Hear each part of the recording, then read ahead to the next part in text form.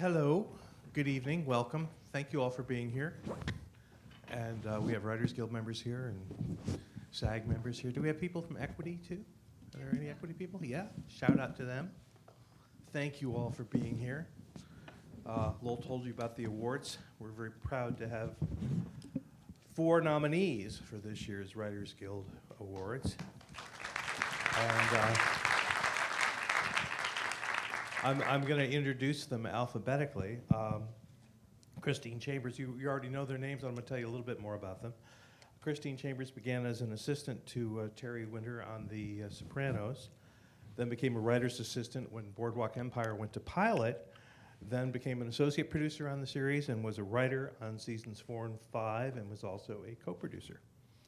Stephen Katz wrote the movie Shadow of the Vampire with Willem Dafoe, and he co-wrote the movie Winship. He was a writer on HBO's From the Earth to the Moon. That was the Tom Hanks and Ron Howard series. Showtime's Fallen Angels, and he's currently a writer and co-executive producer at the Cinemax series, The Knack. He also just finished... Nick. Oh, what did I just say, The Knack? I knew I was going to screw up a name. I always screw up a name, and I said The Knack, which is a great movie you should see sometime. But The Knick is a really wonderful and evocative and powerful series about medicine at the turn of the century and the turn of the 20th century, and it's just great. He also just finished a semester teaching at Princeton. Sarah Treem is a playwright and screenwriter. She was a writer on the HBO series In Treatment and also their series How to Make It in America, where she was also a producer. She was a writer and co-executive producer on the first season of House of Cards and is co-creator, executive producer, and writer on Showtime's The Affair, which just received 2 Golden Globes. Beau Willimon, I'm proud to say, is a member of our council at the Writers Guild of America East. He's a playwright, former political operative, screenwriter, who was nominated for the Academy Award for his work on The Ides of March, which was adapted from his play Farragut North. He is the creator and showrunner of the Emmy and Golden Globe award-winning series House of Cards, which I just mentioned, on Netflix. Your 3rd season premieres... February 27th. Right, February 27th. And Beau, I had to wonder this week what kind of State of the Union address Frank Underwood would deliver. I guess you'll have to wait and see. Yeah. But we were, someone in the Netflix marketing department was clever enough to put an ad for season 3 right after the State of the Union address. So there's a little synergy there for you. And I was also wondering how he'd react to John Boehner inviting Netanyahu to address. I think he'd probably be playing a video game rather than listening to Boehner speak. So I'm going to ask a few questions. People are going to talk amongst themselves up here, and we also have some questions that you all submitted on cards, which we will get to. And about halfway through, they'll come around again to get any of your other questions on your cards. A few months ago, I was moderating a very similar panel to this in Warsaw, Poland, at the World Conference of Screenwriters, and it tells you something about the nature of the business that conference was almost totally devoted to television writing rather than screenwriting. And because I wrote this book on the history of television, several people had said to me, well, you're going to update the book or you're going to revise the book. It was 25 years ago, and so much has happened since then. So much has happened in television that I really wouldn't know where to start. And then I thought, I wanted to ask you guys, is it liberating to get away from the old episodic commercial network format where you have to have so many acts and each one has to build up to the commercial break? And then I realized that none of you have had that experience. So what I wanted to ask starting off is whether you think this is, as several people have suggested, a new golden age of television, or is it just that delivery systems have changed? Who wants to start? Yeah. Yeah. Go for it. Go for it. Yeah, I said something now. You got to say something. Her turn. We all want to hear her speak, right? Yeah. That's right. Especially as we're all children of television, and we're all people who have grown up as that of it, with it being so much a part of our world. I think it's. I mean, I love how many opportunities there are in television right now, and there's so many I mean, you could buy diapers on the same website that you watch your favorite series now. I think that's pretty incredible. You could do it at the same time. Cristine told me she doesn't actually have a television. No, I have television. I don't have cable. I buy everything a la carte. So. Well, I think it's a combination of technology and, well, I think technology came first. If you think back on our experience with television, I think the first show that ceased to follow the episodic paradigm also coincided with the arrival of VHS systems. And to my mind, that was Hill Street Blues, which was the first show that, it actually, the plot lines, some of them finished off after an hour, but some of them it took, 3 episodes to finish, and some went a whole season length. Prior to that, it was like Star Trek, where you could watch one episode in Star Trek and come back 20 episodes later and you wouldn't have missed a thing. So I do think technology plays a huge part in this, and it obviously, just to use that example, it's changed the format of what we're all writing. You're right, absolutely right. Just as 30 years ago, none of us could write the kind of series we're writing that have these ongoing plots and these much more extensive character development over much longer periods of time. Yeah, and I think storytellers will gravitate towards the medium that is working at the time, and so I think there's something that's happening right now with television wherein it's getting harder to make a movie happen, and it's always been kind of hard to make a play happen since like 1973. But TV, people are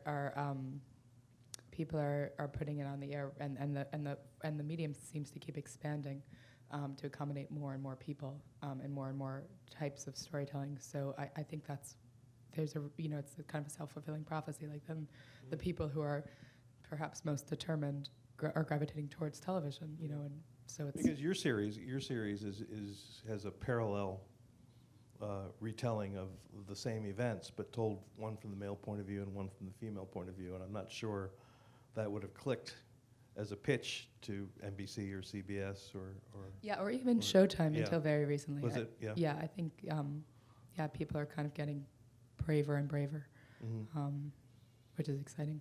But it's interesting because when we were in Poland, we were talking a lot with the whole sort of Scandinavian crowd, the Danish writers and the people who've done The Bridge and The Killing and Borgen and among other series. And what they were saying to us was that they had sort of a crisis in programming over there where they didn't know what to do and people were not picking up the satellite services and the cable services and so forth. And what they did was to come and study American TV.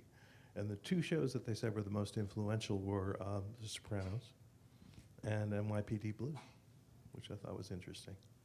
But I think the one in between those 2 that was probably the most important, even though it doesn't get as much attention, is Oz, which was the very first major show that HBO did, really because Tom Fontana had actually conceived of that for NBC, who didn't want to do it, and Chris Albrecht said, this looks pretty good. Sure, go for it. We have no idea what we're doing. Here's some money.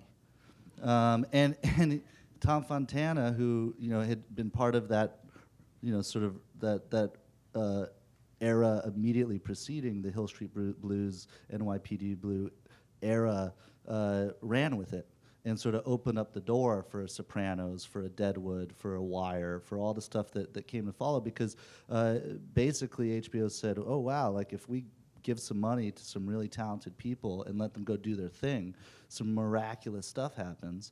And Sarah's right. I mean, then people started to gravitate to really the only place in town that would even entertain some of these cockamamie ideas. So part of HBO's brilliance was just that they listened, and then they gave people the resources to do things that no one else would. And for a while, they were the only ones that would. And then you started to get Showtime and AMC. But I think that you can make a mistake in thinking about right now as a golden age in television insofar as you think of it as being better. And I think there's been gold in every age. Any episode of The Honeymooners stands up to anything that's on cable or streaming now. I mean, those characters, those performances, it was a different time. I mean, they had to sell the soap. They were shooting this stuff live, you know, in front of a studio audience. Any episode of MASH or All in the Family, this is great storytelling, as good as anything that's on now. They just had different paradigms that were driven by technology and market and the industry and culture of Hollywood at that time. But I think of it as sort of like poetry. You know, a lot of people don't write sonnets anymore, but it doesn't mean that free verse is any better than a sonnet.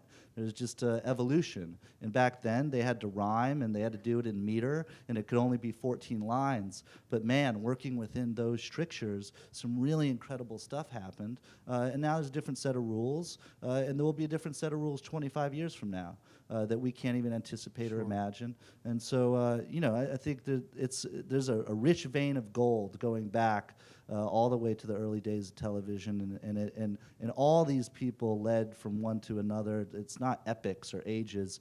It's just a stream of storytellers doing what they do best, which is finding interesting ways to explore the human condition. Well, that's why I ask about the golden age, whether or not it's a golden age or if it's just about different delivery systems, because it's also about different deals. It's about the nature of the deal and the nature of the audience. And as Stephen says, the nature of the technology.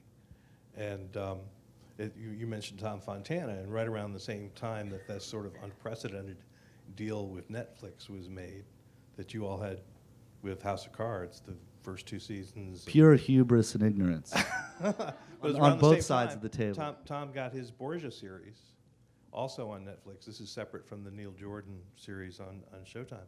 But his is almost totally European funded, totally European broadcast, but on Netflix, so people can watch it. But just yesterday, the head of programming at Netflix said that he wants to start up 20 new series a year, which is great news for all of us, but I'm wondering if there's a danger of overstretching, overreaching. Well, the market will decide. Mm-hmm. What do you think, Stephen? I think that's absolutely true. I think probably a similar thing happened in the independent film market and continues to happen. I don't know how many tens of thousands of movies are submitted to the Sundance Festival now, but these things do reach a saturation point. There's a million things out there that I want to watch now that I haven't got time to watch. But yeah, as you said, that the market will determine it eventually, and also everybody's time spans, because we only have so many hours in a day to watch TV. Right. I'm personally kind of curious as to how long shows will go now. Mm-hmm. You know, if the lifespan of a show is going to start to get kind of progressively shorter and shorter as more and more shows saturate the market. You know, we used to think that like a successful show should run 7 or 8 years. I don't know if that's going to become outdated soon. I kind of think it might.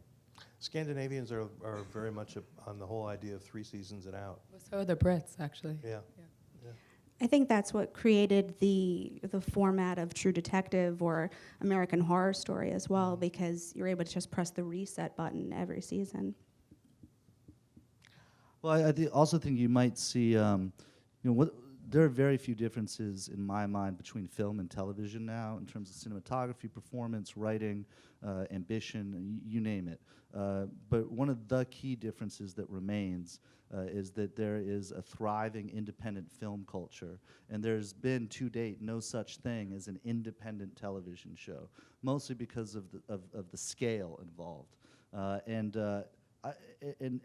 Tom's Borgia was a good example of a sort of hybrid, something that's on the way towards independent television filmmaking, which is that if you have enough disparate financiers, and no single one of them is really calling the shots, although I think Canal Plus kind of did call the shots there, they will become what probably they should be, which is simply distributors. And there are inventive ways to think about financing television shows that put the writer or the creator first and foremost in terms of ownership and control, and where networks and studios simply become investors and outlets, and these things will be liberated from branding. You can make a 6-episode television show of very high quality for $20 or $30 million. It's not an unreasonable amount of money to think that one can raise independently. It's done for film all the time. I think when you start getting into that territory, it'll really blow things open, because we're moving into a brandless, networkless sphere where people actually more and more aren't even aware of what networks their show is on. And I think that process will continue, and you know, it will lead to even more exciting and interesting ways of thinking about storytelling in the years to come. Do you think there's even more prominence growing now for the director in TV? Because for so many years the director was secondary, and now you're seeing people who've been prominent in film, people like Soderbergh on the KNICK, and David Fincher on House of Cards. Is there an increasing reliance?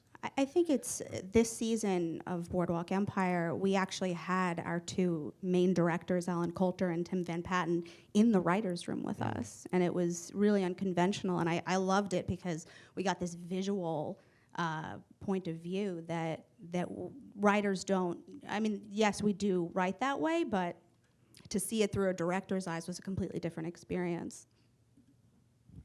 We've talked a lot about that actually at our show, as to whether or not the system of rotating directors really works anymore, because of how much continuity is sort of required in order to direct an episode. You have to really understand what came before it. You have to understand what's coming after it. In our show, you have to understand which perspective you're in. So we've talked about, you know, perhaps cutting way back on the number of directors we hire this year, and just really trying to kind of do a rotating system, and maybe even bring people into the writer's room so that they feel personally invested in the entire arc of the season. Because Steven Soderbergh directed, shot, and edited every one of your episodes, right? Yeah, he directed all 10 episodes, and he also edited them. He edited them every night, which was incredible. And so we could see, you know, assemblies He the could next throw day. together a rough cut really fast. I mean, it's amazing. And he was the DP too. He's multitasks like crazy. But the KNICK's the first real series I've worked on. The other things for cable I've worked on have been kind of one-off deals. And it was basically shot like a film. The way they didn't shoot episode 1 and go on to episode 2 and so forth. They went to a location and they shot all the scenes that we needed for that location before we go on to the next location. And we shot from September until the end of January. And so my only experience has been almost identical to what it's been like to work on a movie. There's 2 other writers. We had written and finished all the scripts before we ever started shooting. And we were shooting during the polar vortex, which was really gruesome. The poor actors had to go out pretending that it was still summer, wearing their summer clothes, and you could see their breath. So, You know how they solve that? I wish the actors here know how you solve that problem. You make the actors chew ice. Yeah. Yeah, I've done before it they do with their correspondence on location. Yeah, same thing. There's a famous story about Frank Capra making a movie about a Zeppelin movie, and it was supposed to be at the North Pole, and one of his guys devised this little cage, and they put frozen nitrogen in the cage to have the same effect. But the actors kept throwing them into their mouths directly and getting seriously hurt, like putting your tongue on the flagpole, but worse. I wanted to ask you a very basic question, because I know a lot of people here want to know, which is basically, how did you all get started in the business? How did you get involved in television? I know, Sarah and Beau, you were playwrights, but everybody, I think people would like to hear how you got in. You want to start? Yeah, well, I had a kind of I just had a lucky break. I mean, I think so many people have lucky breaks, but I had just completed drama school as a playwright, and I had a play, and it got kind of through the system to HBO and then to Rodrigo Garcia, who was the showrunner of the first season of In Treatment, and he was looking for a writer to write Mia Wasikowska's character, her storyline, because there's one writer per character that first year, and he was just looking for somebody who had a young voice, and so he hired me sight unseen off of a play. And it was supposed to be that you just wrote remotely and you sent your scripts in, but about halfway through the first season, Gabriel Byrne wasn't happy with how the other storylines were coming in, so he said, find the girl who's writing Sophie and get her to come to LA and rewrite other people. So that's how I got started. I think that Louis Pasteur thing about chance favoring the prepared mind. Yeah, is I think that really has true. a lot to do with it. Yeah, and I Yeah. think also, so there was something, for me, something about being really young and stupid was really helpful, actually, because I didn't know enough to be afraid when I got there. And I remember the executive producer was at the other side of the table during the first table read, but he dresses like people dress in LA, so he had like a baseball hat on and like untied sneakers, and he was like giving notes, but I was like arguing with him because I was like, who's this punk at the other end of the table? I never met him. Nobody had mentioned who he was, and he thought it was great. He really, he was like, who's this punk? So, and I had no idea what to be afraid of in those first couple of years. Then I got smarter, Right. less successful after that. Stephen. Well, I started out by writing plays too, but I kind of started doing it at the time you were talking about when the industry kind of began to collapse, and it became more. It kind of is sort of what's going on in the film world now, and yes, theater started to become extremely difficult to get plays done. The way it's really difficult to get, unless you're writing X-Men movies, it's difficult to get a film made and to make a career as a screenwriter. So one day I just got frustrated at chasing this thing down, and I had this idea for a movie, and I wrote that instead, and I got an agent right away, and I started selling scripts right away, and I said, well, to hell with theater, and I never turned back.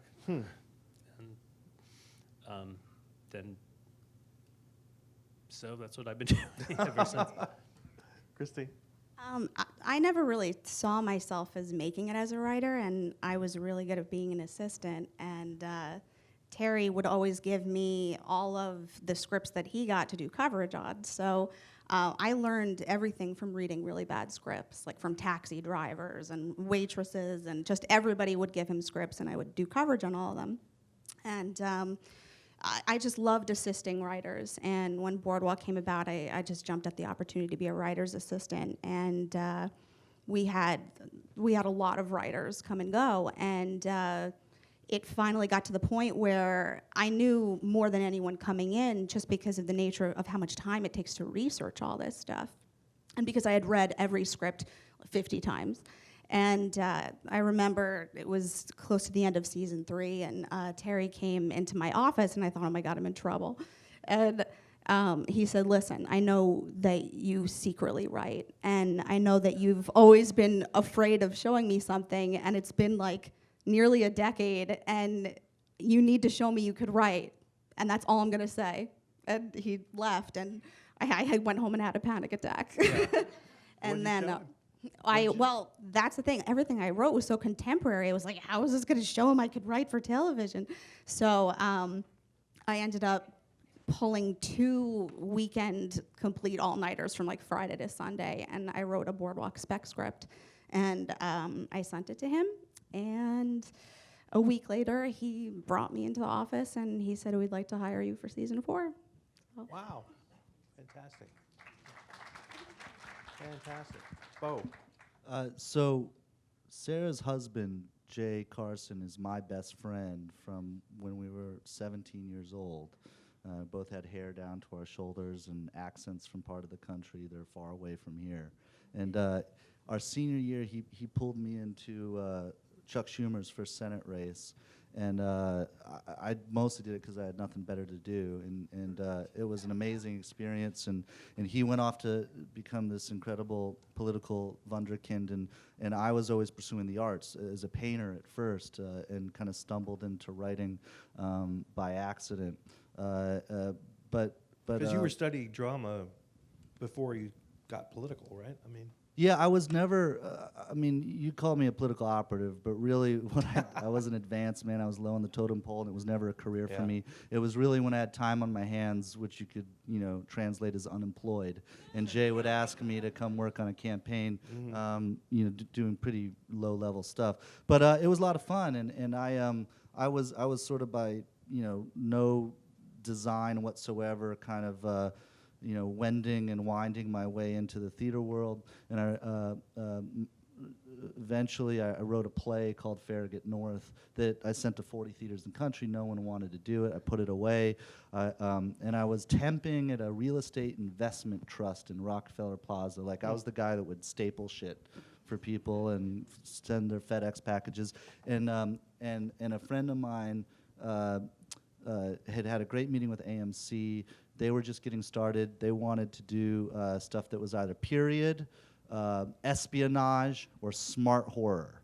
I still don't know what smart horror is, but that's what they wanted, and he didn't have any of those. So he said, do you have any ideas? And I had one old idea that we went and pitched together, and that's how I got my WGA card. And that was a TV show that never got made that took place on a cotton plantation during the Civil War from the perspective of the slaves.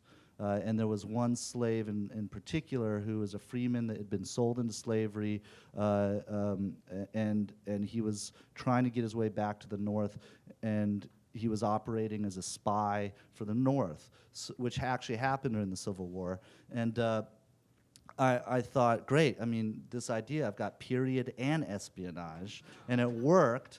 And to their credit, they bought it in the room. But they were just getting started. They didn't really know what they wanted. And I think at a certain point they realized, wait, we are now developing a show that requires a full working cotton plantation, period dress, 75 extras in the field every day, animal wranglers.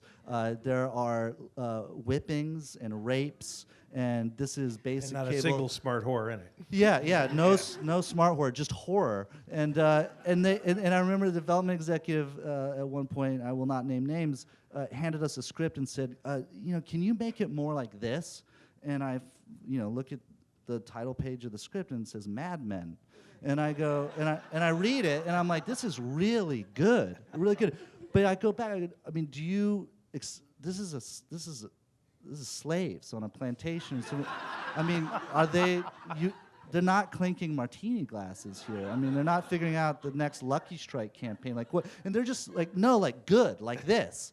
And I go, okay, we'll try. Anyway, they ended up making Mad Men. And weirdly, I went to high school with John Hamm. We were in a play together. That's a whole other story. But anyway, they didn't make that. I got my agent because of it. He sent out Farragut North, which no one wanted to do. It got turned into a movie. Fincher read that, wanted to bring me into House of Cards. Voila. Huh. Amazing. Great. Stephen. For the record, I'm the one AMC hired to do the smart horror. What was your smart horror idea? When they say smart horror, and this is a lesson anybody who's going to pitch horror, they're going to say, we want a Rosemary's Baby. They don't want Rosemary's Baby. Right. What do they want? What? They remember Rosemary's Baby as being this really scary, smart horror movie, but when you see Rosemary's Baby, and you should see it again, it's fantastic. It's actually this really weird little period comedy. It's absurd. Yeah. Oh, yeah, Rosemary's Baby is absurd. Yeah. But, yeah, so anyway, they hired me to do a kind of a haunted house. Wow. Did they give you the Mad Men script and say, could you? Yeah, they did. I just have to tell one more story about this one exec. We bring in, at first, like, this was like, we wrote, I love Is Deadwood, the exec right? still there? What's that? Is the exec still No. And neither's Mad Men.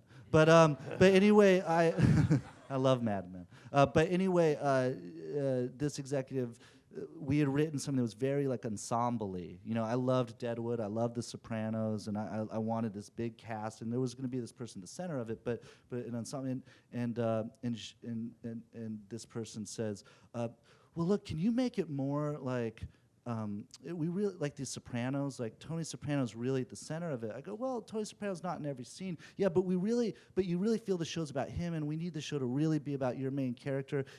And I feel like this character should be in every scene. And we go, every scene? And yes, every scene. Okay, we go back, we rewrite, and this is where I learned the first and biggest lesson, which is to ignore notes.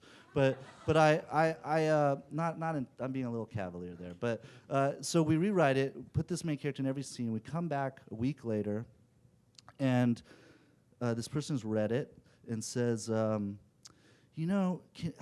just feel like, can you make it more like The Sopranos? Like an ensemble piece.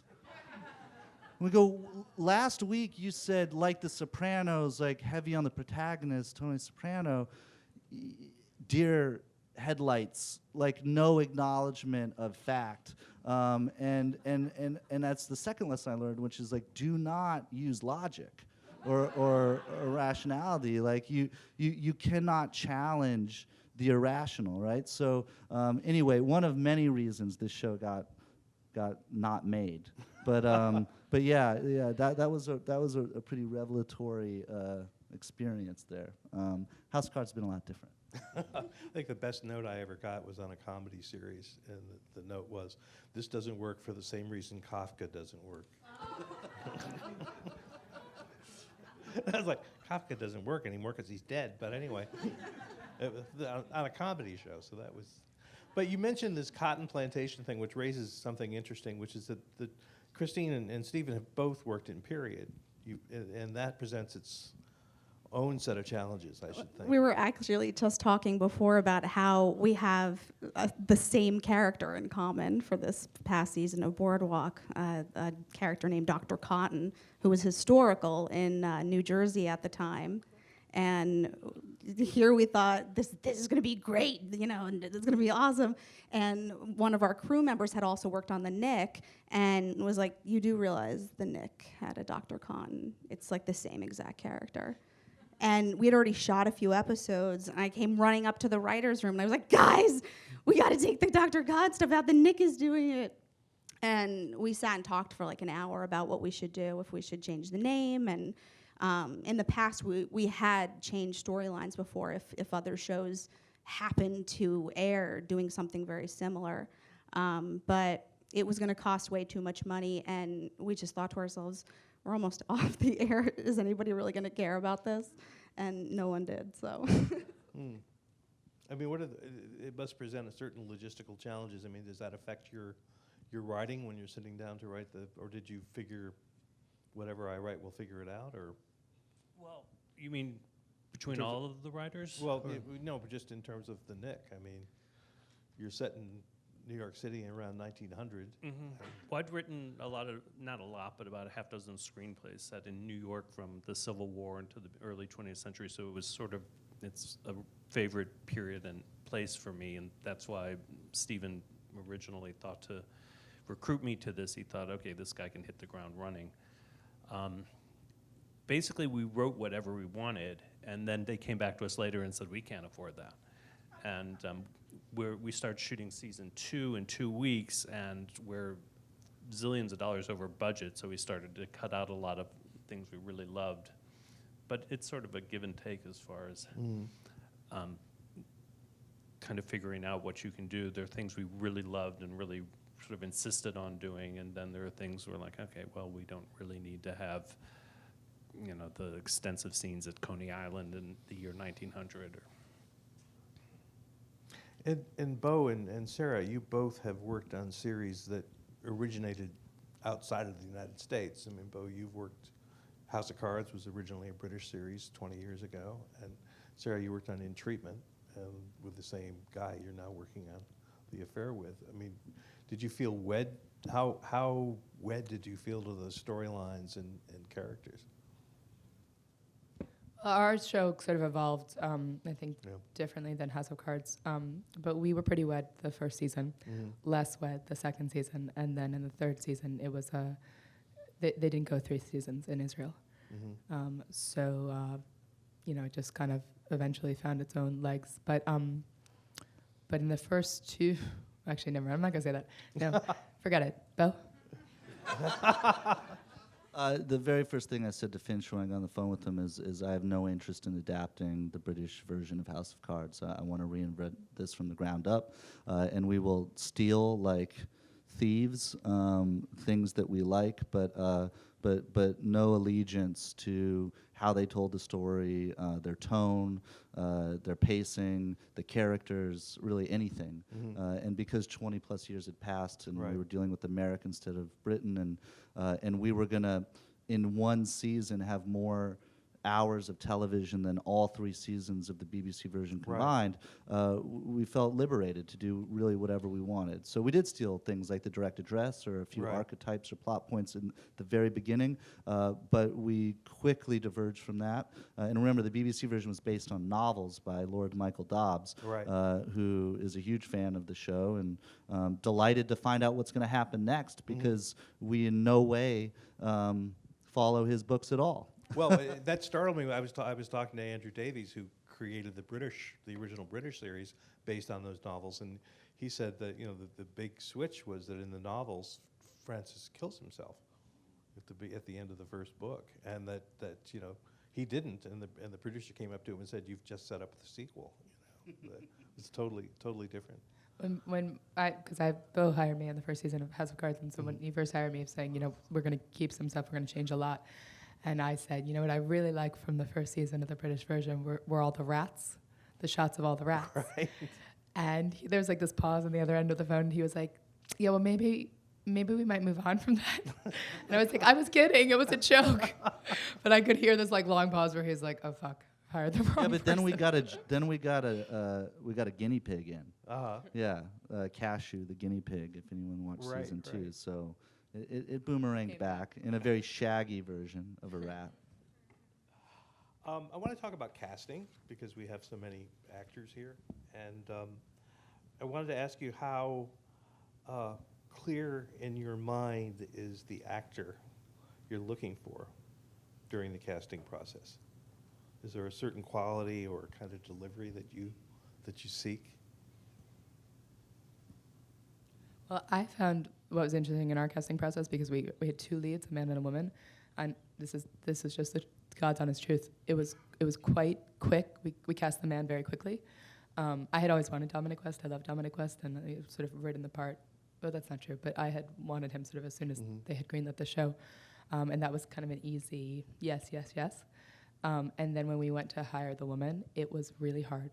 It was like that girl had to be all things to all people. She had to be sexy enough, but not so sexy that she turned women off. She had to be smart enough for women to wrap their heads around, wanting to relate to her, but, she couldn't be, honestly, not screwable, which is something that gets tossed around a lot. So it took us a really long time to find Ruth Wilson, and we kind of found her at the last minute, sort of out of desperation, and we cast her off of a reel because we were down to the wire. So I thought that was kind of an interesting example of the kind of expectations that are on men and women in Hollywood as actors. Going forward in the show, we didn't have that many big roles, but I feel like it was always the actor that really made you want to write for the character and created the character for you, because a good example was Cristine, who played Sigrid in the show. She was not supposed to be a big role at all, but when we saw how naturally funny it was to watch her with Michael Shannon, and those scenes were they were so colorful that we wanted to write to her, and she ended up going on in the series.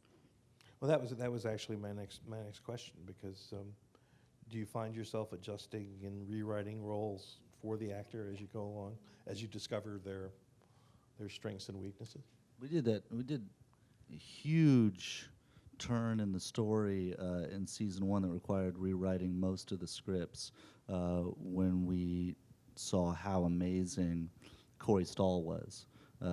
Peter Russo was always meant to be a big character, but not nearly as big as he became. And when we were watching Corey in front of the camera with Kevin and just how electric that dynamic was, I took a storyline that we had talked about in the room of this other character that was supposed to run for governor, and we had a couple days where all of the writers got in the room and we said, all right, we're going to take this storyline and we are going to shift it to Peter Russo's character, because that will give him more opportunities to be on the screen at the same time as Kevin Spacey. And it ended up deeply enriching the story and his character and leading to all sorts of interesting ancillary stuff. For instance, the character of Rachel, who was just a call girl in the first couple episodes and never meant to come back, sort of came back into orbit like a comet from the Oort cloud, because we needed a way to bring Russo down, his downfall. And then this really interesting dynamic formed between her and Stamper that became a huge part of season 2. And all of that, I think, is just about, as much planning as one does, as much thoughtfulness as one puts into what a season will be. You have an opportunity when you're watching the actors do their thing to respond, to listen, to remain open-minded, and to react in ways that can improve the story and lead to better ideas. And very often, for me, that comes from direct conversations with the actors about where their story is headed, about their thoughts on the script, realizing that a role is something that's not written, it's created. And it's a mixture of the text and what the actor brings to it. But at the end of the day, the actor is everything. That is the only reason we all show up for work, is to see actors do interesting things. We have to be absolutely rigorous in the story we present to them and the words we put in their mouths to give them the tools to behave in ways that are surprising and revelatory. But you will learn so much, and I think add so many layers by listening, responding to, engaging with them, and really making them part of the process, as opposed to, here's your lines, now go dance. And I'm curious, I'm interested, because I was blown away by the fact that you guys cross-boarded 10 episodes. We cross-board 2 at a time, and it seems like a lot to juggle. But did that leave you guys any room or flexibility to make changes along the way, or no? You couldn't, I guess, right? No, not really. I'm really kind of jealous of the process you just described, because that to me is an ideal, and I would rather work that way. Because of the logistics involved, they were pretty locked in. Soderbergh would make certain decisions on the set, and the writers were on the set every day because we were making little tweaks and changes, but nothing large in the character arc sense. The place that comes in is what we're going to do in season 2. Right, and did you find as you worked on season 2, that time on set, and I don't know how much dialogue you had with the actors, but certainly in watching what they were doing, I would imagine really informed a lot of what you might want to have done in season 2. Oh yeah, you could see where certain actors really could shine, and what unexpected talents and depths they had that we were able to explore. Some people demonstrated kind of a kinkiness, I guess is the only way to describe it, that none of us had expected, and so it inspired us to do a lot of interesting things. But in a perfect world, it would have been great to go back to the room, rewrite the whole scenes, and then the next day come in and do it. But those scenes were shot and literally in the can, and Soderbergh had already edited them and put in the music. Are you cross-burning 10 episodes again? Yeah. Why? That's how we're shooting it. It's just such an epic production. We start shooting in February, we finish at the end of May. Well, there's huge financial benefits from that, which, if you take over a city block for a week, you can really own it and do, but to have to go back and lay all that sawdust down and redress all those buildings, it becomes unmanageable, right? And so the money you save ends up on the screen in other ways. Yeah, and you have to pick up that sawdust at the end of the day, too. And it's not sawdust, it's kitty litter. Does it drive the actors crazy? Yeah, it does make them a little nuts, because the number of pages they have to memorize every day. We were shooting 7 to 9 pages a day, and it was a formidable task for them. And then also we'd have to come in sometimes with little tweaks, and they'd have to relearn the tweaks. and But you they're know, also a lot doing. of They might do a scene from episode 10 followed by a scene from episode 2. yes. I think I read that you all had like whiteboards on the set to show you what scenes were, what was being shot. and No, what- Clive Owen was talking in a couple of interviews that he had a whiteboard That's what I at guess that's what I home. saw. Yeah. And if you've seen the show, he's a cocaine addict, and he also uses opium. And his ups and downs he had mapped out for himself, so he knew in each scene where he was, which must, as you said, How must- high he was? Yeah, exactly. And also the or drug where he was starts going to to shoot up, and then the drug starts to take a toll on him. And so if we were shooting a scene from episode 1 and 3 and 5 and 10, he could look at his whiteboard and know, okay, in this scene I'm seriously fucked up, or in this scene I'm more or less Huh. functioning. Sarah, Wait to season 2. I was going to say, Stephen was saying season 2, and I have a question from our audience to you, which is that you said during season 1 that you were already thinking about season 3, but when do we start season 2? When do we? When does season 2 of The Affair going to start? When does it premiere? Yeah. Next fall, so the same time that season 1 premiered, a year later.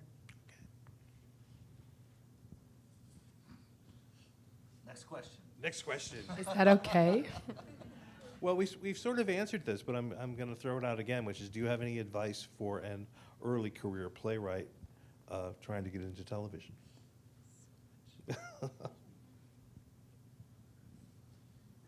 Anything, Voida? I would say that playwriting is a good way to get into television, actually. Yeah, I it's still a agree, good yeah. way to get into television. And now it's like the young playwrights, like, they're getting snapped up so quickly. So I'd say, yeah, just keep writing plays. I almost only hire playwrights. I mean, I have a couple writers in my room right now who did not come up through the theater, but for the most part, I find that playwrights, this is a gross generalization, and I'm sorry to any of the writers out there that aren't playwrights, but I think in general, playwrights write better for film and television than people who have only written for film and television.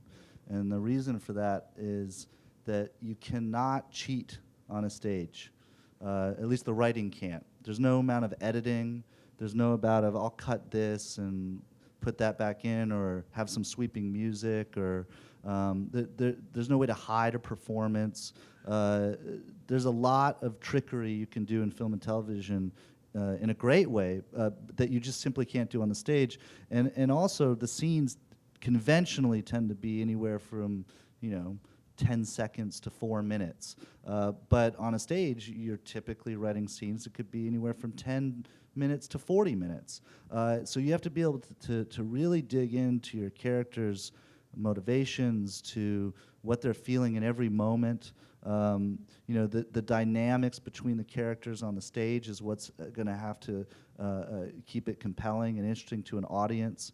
And it forces you to think about behavior in a way that oftentimes I think people neglect who have not tackled the stage before, because film and television can lend itself to purely visual thinking or style over substance. And I think it's a lot easier to go from having written in the theater to writing for film and television than the other direction, although not impossible. But that's my terrible bias that I take think has submissions? been Do you- supported empirically by fact. Do you take submissions at all from people? What's that? Do you take submissions at all from people, samples? When I'm hiring writers? Yeah. Well, this year is easy because I just, everyone came back. So I Right, didn't, but right. no, the process for hiring a writer is, for me, a mixture of people whose work I'm really familiar with, who I just want to sit down with and say, hey, are you free and do you want to work on this? Sometimes, getting scripts from agents and reading them cold, and if I connect with one, sitting down with someone and seeing if there's a workable chemistry there. That there's all sorts of different ways. And Sarah, you've talked about this too, about using playwrights. Yeah. I hire almost entirely playwrights too. I think playwrights make great TV writers. I've always thought that in terms of a spectrum of writing, theater's here, film's here and TV's somewhere in the middle. You know, film relies really heavily on story. Story's kind of God. In theater, I think character is God, and I think in television, it's somewhere in the middle. You need a great story for sure, but if your character development doesn't keep up with your storytelling, people lose interest. But if I was to give advice to a young playwright, I would say don't stop writing plays, and actually don't even stop writing plays once you get hired on a staff, because I think as a playwright, you're used to having your own voice and being in charge of your own product. And you know, when we get on each other's staffs, we write in somebody else's voice. That's the job. And if you keep writing your own plays, then you have some place to kind of put your artistic voice that's very personal to you, and then you can also do the job and learn and get better. And then eventually, hopefully, you know, your voice kind of gets married to your own show, and you know, that's the ideal. But I think that the two mediums, as Beau says, kind of inform each other. And I think that I got to be a much better playwright actually after I started writing for film and television, because there's actually a paucity of words on a TV screen. You know, you can't really send a character. I mean, you can, of course, send a character off into a speech, but the camera's quite close, and if it's not earned, people can tell very quickly. And if each word isn't earned, you know, people can tell. And so, as a playwright, I could be, you know, incredibly loquacious. And then when I started writing TV and started to really sort of like appreciate how to say a lot with a little, my plays got much tighter. And they say that Arthur Miller used to write his plays as poetry first, and then kind of expand them from there. So I think if you can go back and forth, if you're lucky enough to go back and forth, both crafts get better. Stephen? Well, the only thing I could add to this is something, go back a little farther, and it's the little experience I got teaching screenwriting at Princeton the past couple of years, which is the people who could write the best always seemed to me are the people who read the most and saw the most stuff. A lot of the students came in not having seen that many movies or television shows. I taught the course this year, and I had them watch Jaws, and out of a class of 8, nobody had seen Jaws. How can you not see Jaws? And a lot of them were surprisingly ill-informed when it came to things like Greek tragedy and Elizabethan theater, and I just you know, submerge yourself into it and you know, see everything, learn everything, and then become a playwright or then start to work. But I think, too, I mean, in terms of non-playwrights, I've always said just get your foot in the door however you can get your foot in the door. I started out as a publicist, and I know, well, Cristine, I mean, you're a classic example of somebody who started out as an assistant. I mean, I feel confident in saying I worked harder than everybody else I knew. I had like absolutely no life whatsoever, but it ended up paying off, and I was really lucky that I was young enough that, you know, it wasn't like I was 80 years old by the end and like, oh my God, I'm sitting on my deathbed and I wasted my whole life just writing stuff that no one's ever gonna see. So I feel like I'm pretty lucky, but yeah, there are so many stories people could tell you on how to break in, and I just feel like it's a combination of hard work, education, and incredible luck. But I think we have to be, I mean, see, that quality is the same thing that I find in a lot of playwrights, which is a deep hunger to tell a story. If you go into the theater, you are not doing it for fame and fortune at all. These are people that would crawl across a desert to tell a good story, you know, and that quality is not relegated just to the theater, obviously, but I think that sort of drive, that necessity, that obsession is, I mean, the thing I most often say to young writers is don't do it, don't be a writer. Unless you're really into self-loathing, humiliation, and rejection, don't do it. There are much better things to do with your life. If you ignore me, that means you have no choice, and therefore you have to be a writer. And real writers have to be. They don't choose it; they have to be.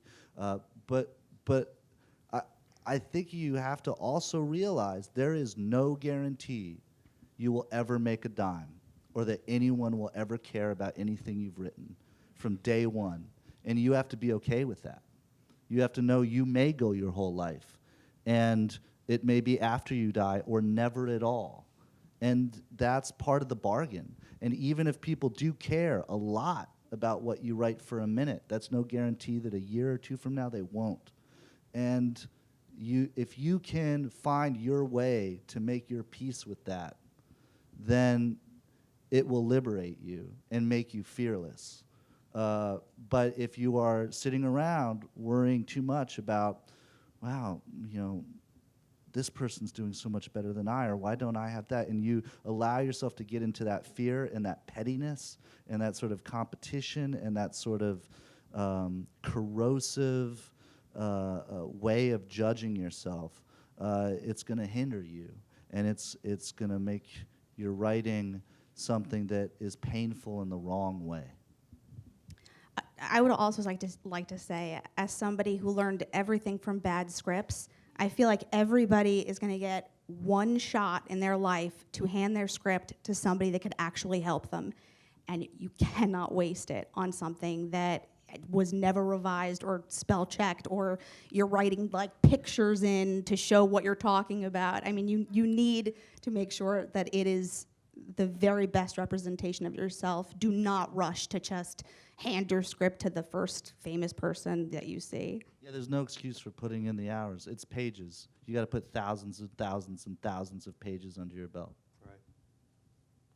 Well, that sort of segues into what, because we're talking Cristine and Sarah, which is about the diversity in the writers' room now. And are you feeling like there are more opportunities for women now that all this is happening in television, all these different projects? Yes. You do, yeah. Yeah, it's wonderful. It's amazing, actually. In the past 5 years or so. I mean, I was just looking at the Empire. I just recently found out there was a show called Empire, Right. which everybody loves. But I think it's written by 2 women, or it's definitely some showrunner. One of them's a woman. Yeah, it's awesome. Yeah. I'm Why quite do you pleased. think? What do you attribute it to? I think women are good. Well, always have been, but I don't know, because I think that.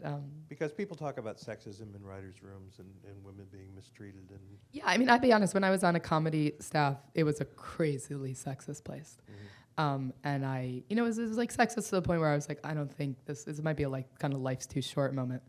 And I had an interesting experience where I have a young female agent actually who is my age, and I met her right when she became agent, and I think she got me my first job or something, and I've had opportunities to leave her and go to sort of bigger people, but I've never done it. And at a certain point in that writer's room a long time ago, I walked out of the room and I was sobbing because they were so mean and humiliating, and I called my mother, and I called my best friend, and I called my agent. And my mother and my best friend were useless. And my agent was like, this is not going to be your last job. I will tell you how to deal with them, because she herself dealt with an incredibly chauvinistic culture in the agency. And she did. She gave me some really good advice. And she was like, get back in there, finish your season, and like, let's move on. So I don't know. I mean, I do think that there's actually something about women helping women at this point. It was one thing I've heard a lot is like, oh, well, women don't hire other women and women don't help other women. It's so competitive. But I haven't found that to be true. And I think men as well are sort of realizing that like having parity in the writer's room is only going to serve your story and make your female characters and your male characters more complex. So I don't know. I just feel lucky to have been born at the right time. yeah. Cristine? The biggest problem I'm facing right now is that I'm going to be writing what I am. And especially on Boardwalk, people just assume, oh, well, you wrote all the female characters. And that's not how it works. I mean, you're a writer, and you should be able to write everything that you need to write. And it's interesting, these assumptions with network executives and even other writers. I mean, actors, everybody, is that you're going to be writing exactly what you are.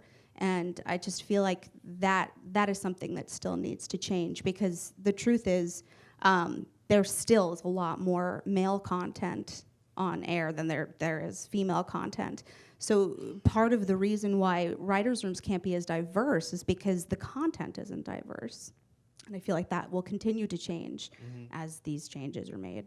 Yeah, there was a story in the Times Magazine this past Sunday that was headlined TV's New Girls Club, right? And it was making the point that whereas most stories these days still boil down to stories of threatened male power, that's changing because of Girls and Orange is the New Black and Shonda Rhimes and all these people. I mean, that seems to be the case. I have a really basic question for you, Beau, from the audience, which is, will Freddie be the White House chef next season?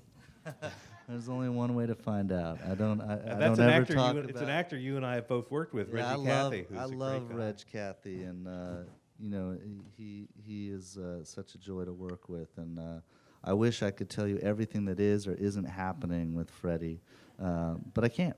So. But did his role? Is that a case of a role growing when you saw him? No, I think we always saw Freddie as being. I mean, this is one of those characters you fall in love with on the page, and then fall in love with more once you cast it. And as we went on into season 2, just knew that anything we put in Reg Cathy's hands, and any time we can get in that barbecue joint, something magical is going to happen. And then, you know, one of the most difficult things to do in this sort of serialized narrative is to take the things that are most precious to you and ask the question, what happens if they go away or you endanger them somehow? And so I remember specifically season 2 saying to the writers, what are all the things that we love in this show that would hurt us the most if they were endangered or had to go away? And the first thing we leapt to was Freddie. And I said, all right, let's talk about what it means to throw Freddie into danger. And that resulted in a beautifully performed episode 9. That was an amazing episode. Yeah, where he loses the barbecue joint. Sorry for any of you who haven't seen season 2. Tough shit, you know, you showed up. But I should have put out a spoiler alert. But yeah. and I worked with Reggie on a kids show a number of years ago, and he's the amazing. best, and you know he maintains a very active role in the theater, doing some incredibly wonderfully avant-garde stuff, and he's a hoot, and he is as large in life as he is on screen. Have you ever had a performer who you were just totally in love with as either a character or as an actor, but who wasn't really viable any longer that you had to get rid of? Do you mean viable how? Narratively? Yeah, narratively, yeah. I've been very lucky in that most of the actors that we've cast, I mean, the vast majority of them, great people, super talented people that love being around professionally and often socially. But I have no problem making these characters go away or leave the story if the story demands it, because that's why we're all there. They understand it. You know, this isn't. It's not an opportunity for us all to have a reason to hang out with one another. We're all trying to do something interesting and memorable, and that sometimes means that characters have to go away. But you know, we have them go out with a bang. You know, or we give them the most that we can that the story warrants in order to wring that towel as dry as possible. But the worst thing you could do to an actor and a character is artificially perpetuate them when the story doesn't demand their presence, because then the audience and yourself will turn on them, and they will not have interesting things to do. They will have nowhere to go, and then they feel like a relic. That anytime you see them as an act of nostalgia as opposed to an act of pushing the story forward. The best thing you can do, and Kate Mara is a great example, is take a character that people, whether you loved Zoe Barnes or not, Here comes the I think spoiler she alert. found her compelling. Yeah, tough shit again, you know. But you know, she knew actually from the moment we cast her what was going to happen at the beginning of season 2, and it got tougher and tougher from a personal point of view once we got closer there, because I love Kate.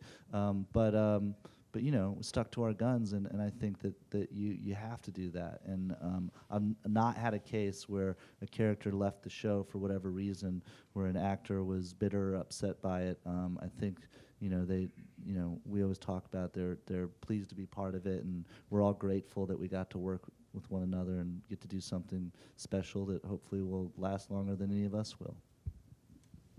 We were talking before about notes and so forth, and there's sort of notorious, hideous stories about notes from network heads and programming chiefs and things like that. But it seems not to happen so much on these shows. Is that the case, or are you hearing from them all the time?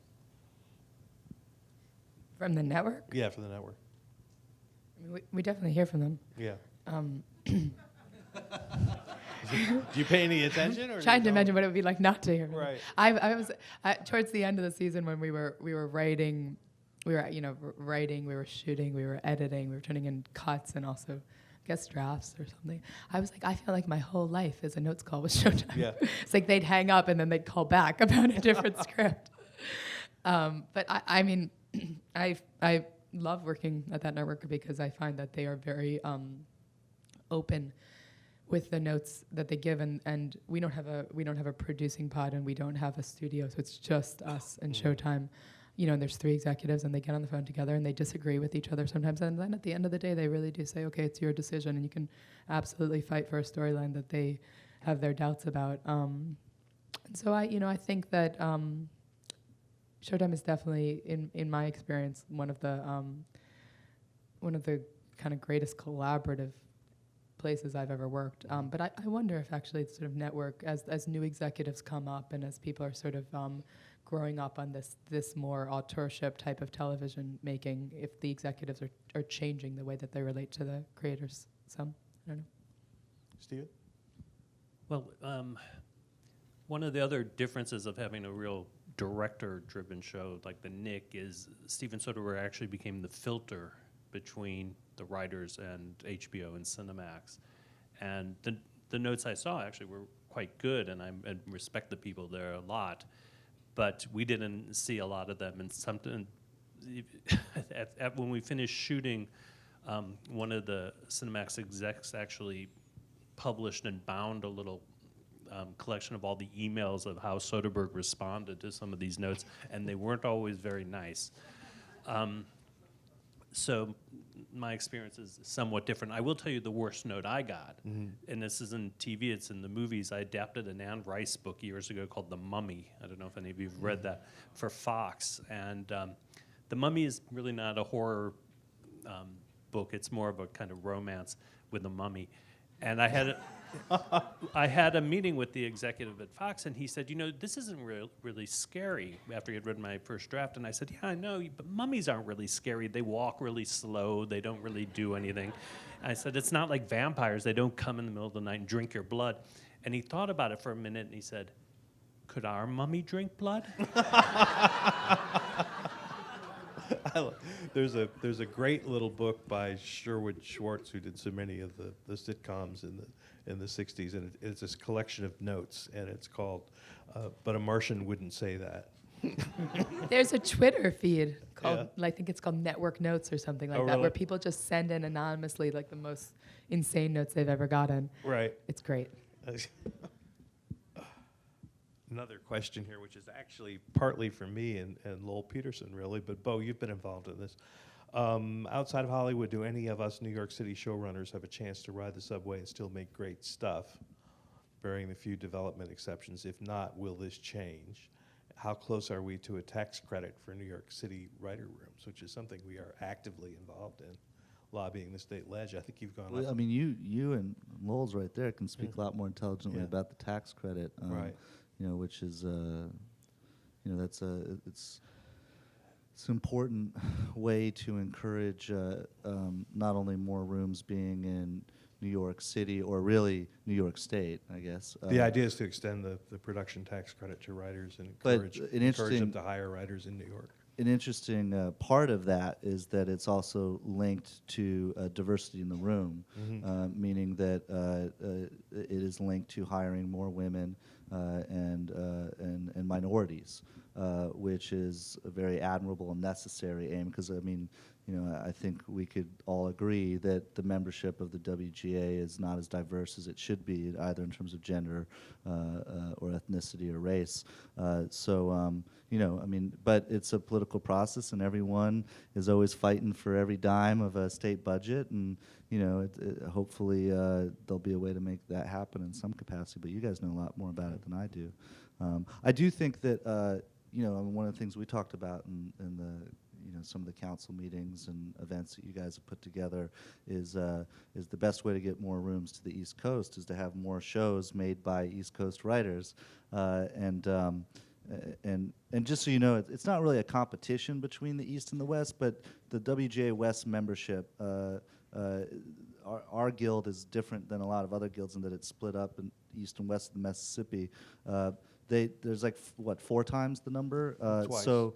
There were 8,000 members in the West and 4,000 here. Feels like 4 times, Yeah. because it can tend to feel very West-centric, and so many shows are being made in so many places around the country, East and West of the Mississippi, that are not LA, that it feels natural that some of the attention and power, honestly, should shift to the East side of things.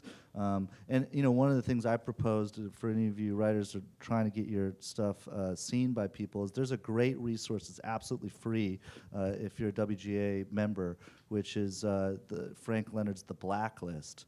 And that website allows you to catalog all of log lines and descriptions of your scripts with indicators of genre and how many men and women, all sorts of different ways, so that actually people in the industry can go there and say, I'm looking for a sci-fi show that has a female lead, and is a comedy. And actually, they could search through that catalog, and if that's what your pilot is, it will show up, and they can contact you directly or your agent. It's absolutely free, and it's a way to get exposure in a sort of nodal place where the industry is paying more and more attention. That's one of several tools if you're based on the East Coast to get a little more exposure, and hopefully, the more people that do that, maybe some of those result in some shows that are here and shifts a little bit more and more east. Right. Another question from the audience. Do you believe that characters of color tend to be one-dimensional when there are no voices of color at the writing table?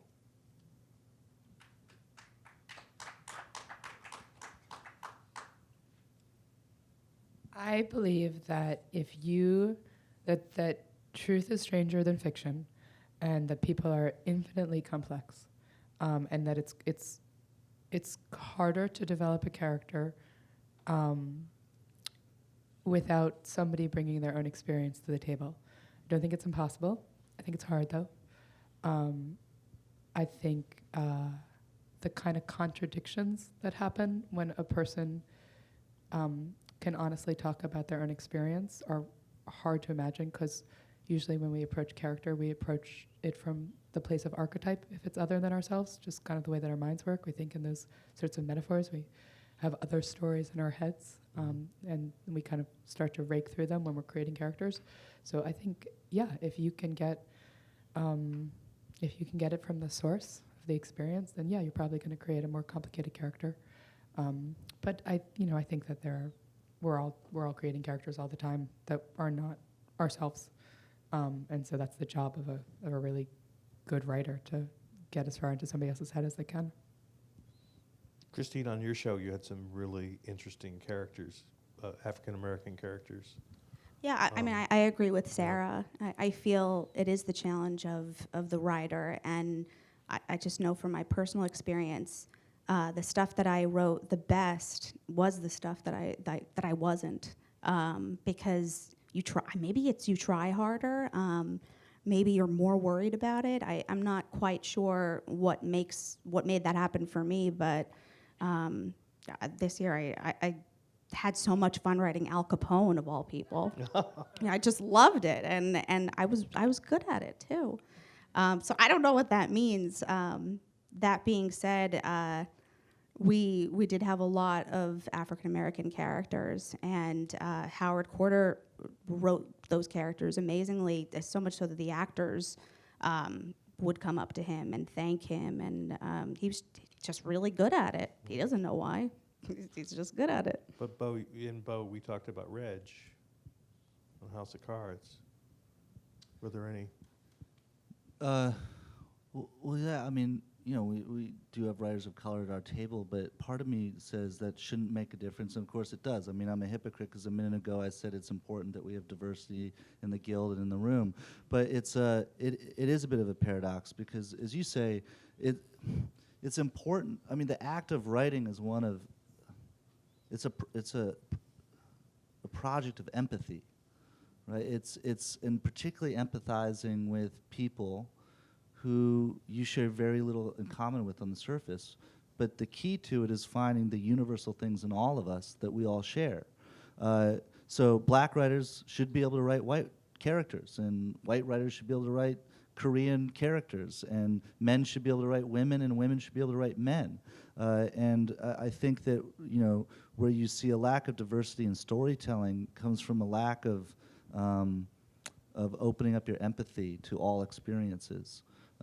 If you don't think about these sort of characters or people from all sorts of different backgrounds at all, then you're not going to write them well because you don't really empathize or spend time trying to empathize. And that could also mean what does it mean to empathize with, like, you know, a waspy rich person who's like, you know, a hardcore Republican? That's, you know, I mean, how do I empathize with that person? But I have to, you know, if I'm writing that character, I have to see the world through their eyes as best as I can. You know, it's like Orson Welles. I remember watching an interview of his from 1960 where the interviewer was asking, you know, like, what did you bring, like, when you embodied Othello, like, what did you draw on, you know, in order to be able to murder Desdemona? I mean, we're you know, there's anecdotal stories of how you actually got quite violent because the rage over. He goes, look, I have no idea what it means to be Othello because I have no idea what it means to murder someone. But every day I've got to get up on the stage and pretend that I do. So I know what it means to feel rage and feel jealousy and to feel loss, and I access those things, but I will never know what it means to be a murderer, and yet I need to portray one as honestly as possible. So anyway, I'm rambling, but still, I guess a long way of saying that, you know, the more diverse, as Sarah says, the more diverse wealth of experience you have in the room, gender, race, socioeconomic background, you know, where people have traveled to, where they went to school, people that they've had affairs with, you know, everything that they bring, the more kaleidoscopic that is, the more of a chance you have at casting the widest net of empathy. However, no one person in that room should be limited to their own experience. Well, Stephen, on your show, you have an interesting situation because your lead character is overtly racist and is against the idea of hiring this clearly brilliant African-American surgeon, but he's hired over his, you know, despite what he wants, but he also has the redeeming quality of respecting intelligence and astuteness in the field. Yeah, you know, I have to give a lot of credit to Clive Owen because when I first read the first couple of scripts written by my fellow writers, he was more overtly racist. And Clive came in and said, I don't want to do that character. It's just, to use your term, one-dimensional. Let's look at this in a more sophisticated way. And I think we came to a place where yes, he's racist, but he also seems to be very much of his period, and he's very ambitious, and he sees this guy as possibly as somebody who can help him achieve his goals, and so it became a good deal more nuanced as we went along. The question you asked before is a really good one, and I don't think people are going to stop arguing about it anytime soon. My own feeling is, and this is all evidence to the contrary, which is I hope the human race is evolving into a more tolerant and intelligent and liberal direction. And I think you can't separate the people in the room from the world outside of them. So, yeah, 50 years ago, a writer's room of all white people were not going to be able to write a really convincing black character, or they would write an Asian character who would sound like Charlie Chan, but as time goes on, that is no longer possible. And I agree with everybody else here. I think if you're a writer and a writer of talent and skill, you should be able to write pretty much anything. I've never met a vampire, and I wrote about a vampire. And That you know of. that I know of. It's true. I never thought of that. So The night is young. yeah. So anyway, I hope that even I'd like to see more diversity in the writers' room too. But I hope that it doesn't. At the end of the day, it doesn't really matter. That anyway. Sarah, I was saying to you in the green room, I was so taken by your acceptance speech at the Golden Globes because of the fact that you talked about the way it had strengthened your commitment to your own relationship, which I thought was terrific. And I was just wondering, all of you, what have you learned about yourselves in this process? Nothing good. But yeah, you said that you had. No, I mean, I think, Yeah. yeah, I do think that spending so much time thinking about an affair, the sort of Janice side of that was I spent a lot of time thinking about marriage and my own marriage, and and also I think the experience of putting the show together and how heavily I relied on my husband for support and also for childcare and also for advice. Just made me think more deeply about marriage than I had perhaps before. But I do think that running a television show exposes a lot of your weaknesses to you. Oh, yeah. You can have great expectations for yourself going in, and they just get like summarily stripped away from you over the course of the experience, because it's very, very stressful, and you're trying to cater to many, many different needs and expectations. And also, you don't actually, I mean, at least this is the experience I had in the first season of my show, you don't really know what you're doing. You don't, in terms of, you don't actually even know where the story's going quite. I mean, it sounds like you guys had a different experience, but for us, it was a work in progress. And the thing about TV that's challenging and also wonderful is that it's, if you think of the first season of a show like I do, it's kind of a rough draft. Putting it down to see what it is, but unlike a play or a screenplay, you don't get to go back and revise it. You don't even see it until you have your first episode, and then you just keep going. So I don't know. I mean, I think I evolved as a human being more in 6 months or 8 months or however long it took to create that first season than I had in like 34 years beforehand. Trial by fire. Anybody else? Well, one thing I realized is all the stuff I thought I was going to go to hell for turns out to be really useful, especially when you're writing about drug addiction and prostitution and just all sorts of evil stuff in the early 20th century. So, yeah. Being in a writer's room is very much like being in a therapy office or a therapy doctor's office, whatever it is called. What is it called? Group. A therapy room? Group. A therapy group, yes.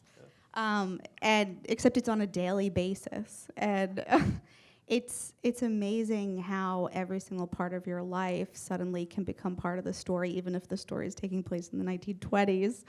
And even just your own behavior in the room becomes part of the story. And I learned so much about myself just that way. I mean, even the way that I would try to pitch ideas and talk, I noticed that I would stand up and talk louder and faster. And then suddenly I'd stop and be like, why am I doing this? I don't have to. And it's just, suddenly it was like, is this the psychology of a woman? And then it's like, it opens the conversation up to, other things like that. Beau? I've learned a few things. I've learned that, one, breakfast is in fact the most important meal of the day. I've learned that you can make the drive between Baltimore and New York in less than 3 hours if you have an easy pass and do it between the hours of 10 p.m. and 4 a.m. And I also have learned a lot about letting go, which I think is the hardest but most important lesson to learn in making a television show. Hundreds of people contribute to making that show possible. It is bigger than anyone's person's vision. I think the whole idea of auteur TV is bullshit. There are people that have to make decisions and people that have to provide guidance and a certain degree of vision, but very quickly between the actors and the directors and the designers and the crew and the cameramen and the riggers and the gaffers and the production assistants who in their own small way are making little decisions, it all contributes to a vision that is much larger than any one person's brain or soul. And that is to be respected, it is to be nurtured, and it is, I see it mostly a showrunner's job to pour every bit of themselves into bringing the best out of everyone else. And the more you have a strength and vision which other people then feel the liberty and encouragement to contribute to, the better thing you will all make together. But that does require a lot of letting go and a lot of trust. And that, for someone like me, who's incredibly narcissistic, self-centered, and controlling, it can be a difficult thing to do. But every time you do, you find yourself rewarded by it. And I think that's a good life lesson as much as it is a good showrunner's lesson. I have to tell you, my writing partners, used to work for Lyndon Johnson. And he and I were doing an event a couple of years ago, and somebody in the audience said, "What's the best piece of advice you ever got from Lyndon Johnson?" And Bill said it was never pass up a chance to go to the bathroom. I have no idea what that means. Question from the audience. You all have morally complex protagonists. Can you please discuss likability or relatability? Do they have to be? I think less so these days, right? I mean, I like my characters. I think you have to like them. Well, you have to like them. Yeah, I think that's the thing. You have to. I think it's impossible to write a character from a place of judgment and actually make them a sophisticated character. Beyond that, I think whether or not I don't know that any of us would say that we're trying to write likable characters anymore. I don't think it's a note we've gotten for some time. So. But I know a friend of mine who's a historian got a huge advance one time to write a book about Picasso, and he got about a year in, and he hated Picasso so much as a human being that he just dropped it. So I think you do have to like. I think you definitely do, but I think worrying about whether or not your character is a likable character is a trap. One that I'd heard people say you get a lot from your execs, like this person isn't likable. I haven't heard it from an exec in years, so it seems to have shifted the tides a little. I think the last season of Boardwalk in particular, the reason why we did the parallel narrative of the past story to see Nucky and Jillian when they were younger, we did that to show a different side of them. And Jillian, played by Gretchen Mol, who was such the villain in the first couple of seasons, suddenly you sympathize with her in an incredible way. And the same with Nucky, who he kind of was an island a lot of the show. I mean, he had nothing to really care about, and we really wanted to get to the original sin moment for all of our characters, and it was really fun because you could make characters that were not likable just by seeing them as kids. It was really incredible. I think likability and relatability, like those words, are so toxic.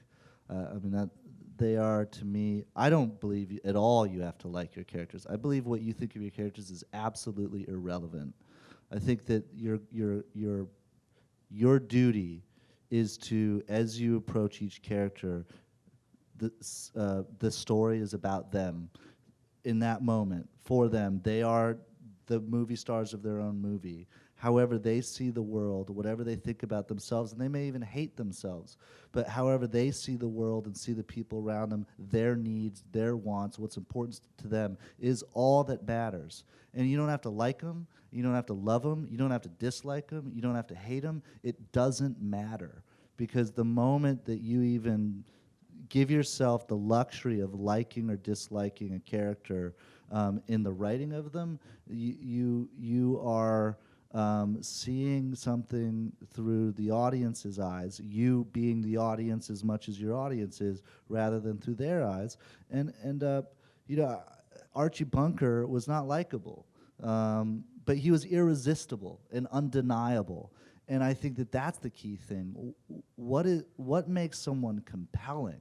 And every single person in this room, every single one of the 7+ billion people out there on the planet are compelling, all for different reasons. Each one of them could be the protagonist of a great television show.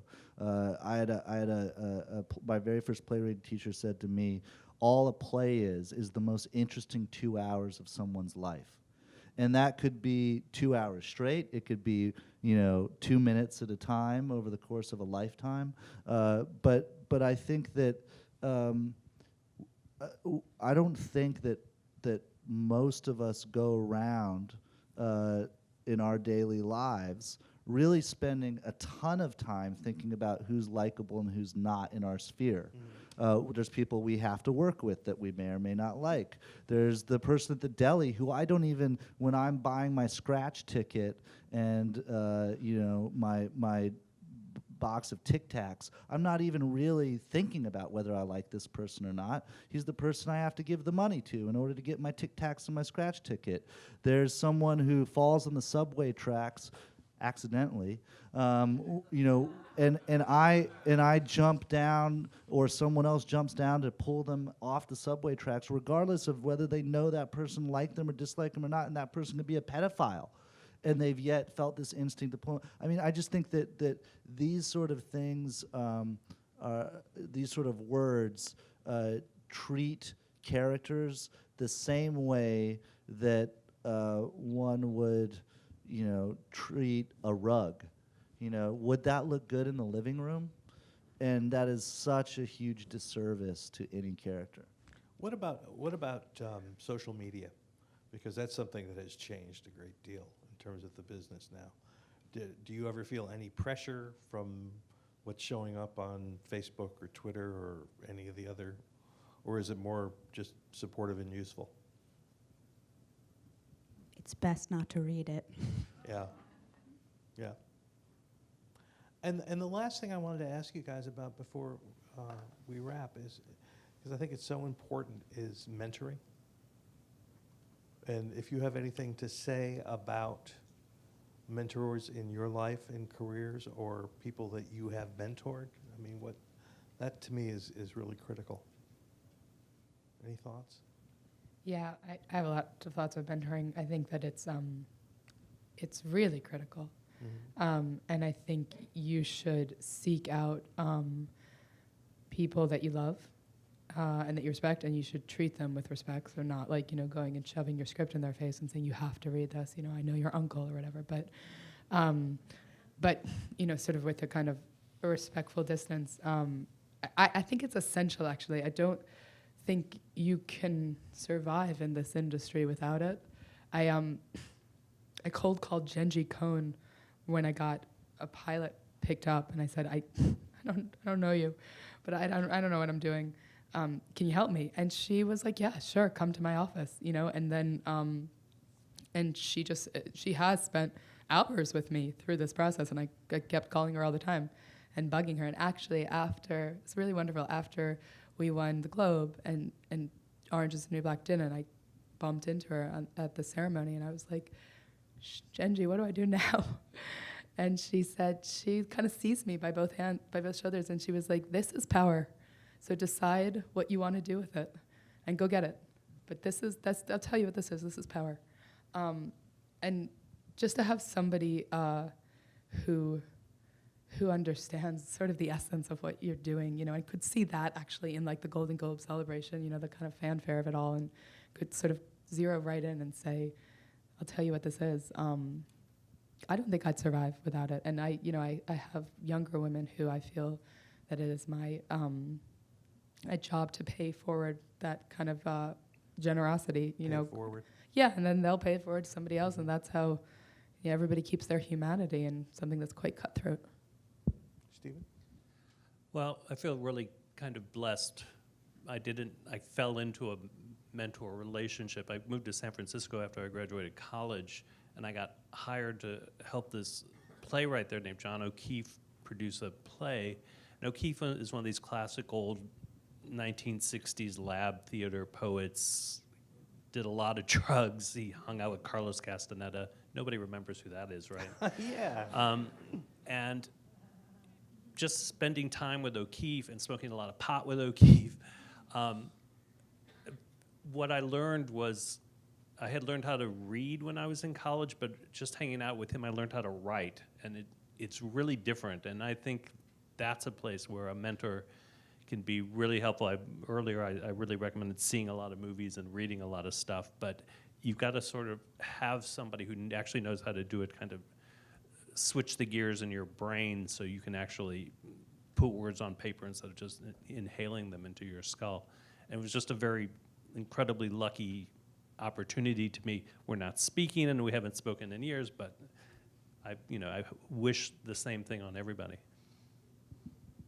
I was so lucky to have two extremely different mentors, and yet I don't think I could have learned as much any other way.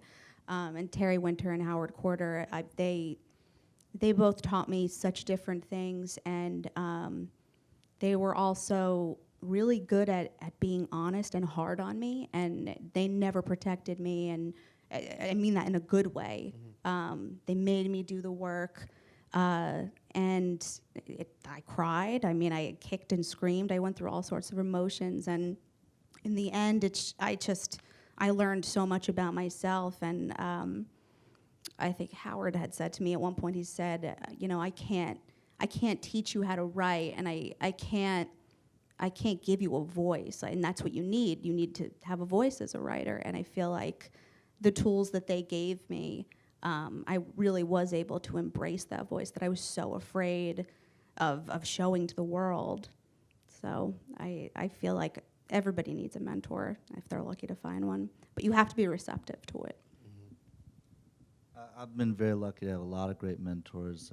Great Cuban playwright Eduardo Machado, Marcia Norman, Chris Durang, Bill Goldman, Tom Fontana's become one, more and more.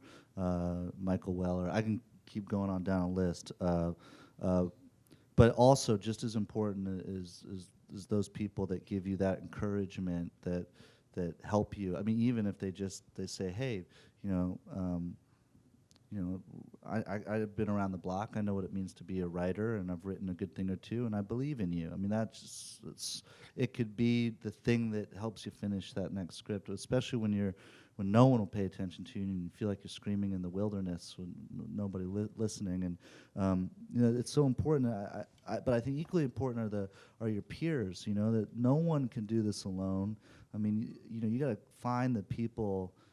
Your friends, the people that are your age, not necessarily the generation or two above you, that believe in you and who you can believe in and champion and each other and help each other. I never would have, gotten in the room with AMC for that show that was never made if my really good friend Sam hadn't invited me in and said, hey, let's try to tackle this together, and then hired him for season 1 of House of Cards, and you can keep helping each other, and I think that's so important to remember. I mean, Sarah mentioned how cutthroat this business is, and it is to a degree, but there's also kind of room for everybody. There's no reason why people have to fight or compete or be petty. We are part of an ancient tradition, and the thing that I always go back to is one birthday my girlfriend gave me, a 1904 American Theater magazine, 1904, and on page 16 there was these 25 photographs, and it said the headline was the 25 leading dramatists of our time. And I know a little bit more than probably the average person in terms of American drama history, and I didn't recognize a single name, not a single one. These were the in the theater world, the David Mammoths, the Sam Shepherds, the Annie Bakers, the Amy Herzogs, the most famous people of their time, and they've been completely lost to history. And at first I found that to be completely depressing because I thought, oh yeah, all of us will not be remembered a century from now. Like no one up here, highly unlikely anyone will know who we are or what we did with our lives. Highly unlikely that anyone in this room will be remembered. Highly unlikely George Clooney will be. Probably 100 years from now, not even Marlon Brando. How many people know who Sarah Bernhardt was? Who knows who performed Aeschylus's plays? You know, who knows who was the first person to play Medea? You know, I mean, so few of us in the grand scheme of billions of people will be remembered at all, and that seems so depressing, right? Until I thought about it this way. Each of those 25 people had to exist in order for there to be the writers that there are now. If you think of all of these plays and movies and TV shows as each one drop into a very big river, and that river would not flow if it wasn't for the contribution of each drop. And sometimes that drop is by some playwright who'd never gotten any recognition and only had one play that only 12 people saw, but one of those 12 people couldn't let it go, and it influenced something that they wrote that ended up reaching millions of people. Each one of those drops becomes equal, and it doesn't matter if those 25 people are remembered or not, or if anyone up here or out there is, or anyone born 100 years from now is remembered 100 years after that. It doesn't matter, because we're all part of this very ancient community and this very big river of telling our collective story. And because we're all in that together, we have to help each other, otherwise the river will dry up. I always say this about the Writers Guild, and I think it's true of SAG-AFTRA and equity as well, which is that it's not just about health, and it's not just about pension, and it's not just about residuals and all this sort of thing. It's about the collegiality of the group and being able to work and meet colleagues and to work with them and to find out what they're doing and then finding out what you're doing. And that's, I think, really key to what we're all about. So listen, I want to congratulate you all again on your nominations for the Writers Guild Awards, February 14th. And thank you all very much. And thank you, audience. And it's been great. Thank you all.